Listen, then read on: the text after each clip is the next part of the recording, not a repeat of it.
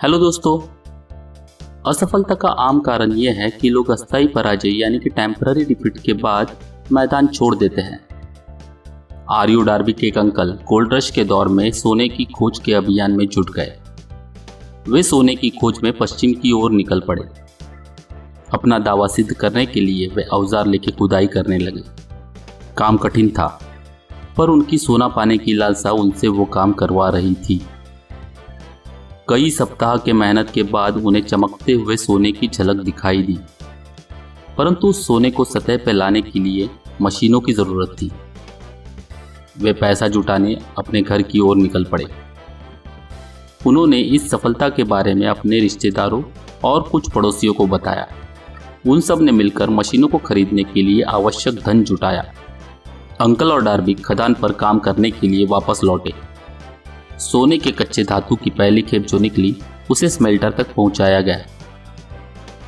उससे जो धन आया उससे ये साबित हुआ कि उनकी ये खदान कोलोराडो की सबसे बढ़िया खदान थी। कच्चे धातु के कुछ खेपों में ही उनके सारे कर्जे उतर जाते और उसके बाद आता जबरदस्त मुनाफा। जैसे जैसे खुदाई गहरी हो रही थी, डार्बी और अंकल की आशाएं आसमान छू रही थी। तभी अचानक कुछ हुआ। सोने की झलक गायब हो गई। वे खोदते रहे इस आशा में कि एक बार फिर उन्हें सोने की झलक दिख जाए, पर उनकी मेहनत बेकार गई। आखिरकार उन्होंने हार मान ली और उस काम को वहीं छोड़ने का निर्णय लिया।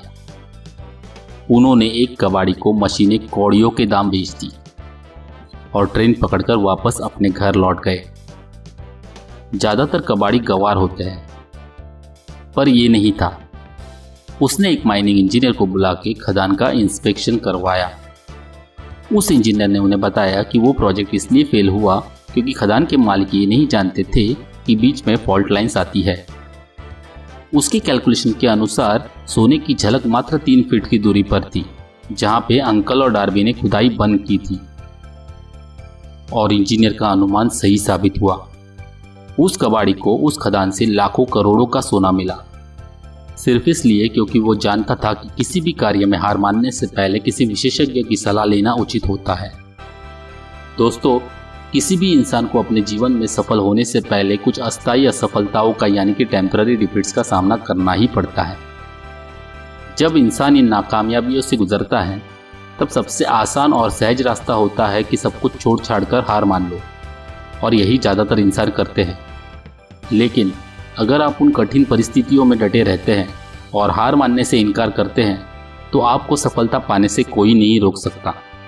थॉमस एडिसन जब लाइट बल्ब बना रहे थे, तब 1000 बार उनका एक्सपेरिमेंट फेल हुआ, यानी उनको 1000 बार नाकामयाबियों का सामना करना पड़ा, पर वे डटे रहे और आखिरकार उन्हें सफलता मिल ही गई। दोस्तों, अगर आपको भी जिंदगी में ऐसे ही कुछ नाकामयाबियों का सामना करना पड़े तो घबराइए नहीं, डटे रहे और जो कार्य आप कर रहे होंगे उसे करते रहिए।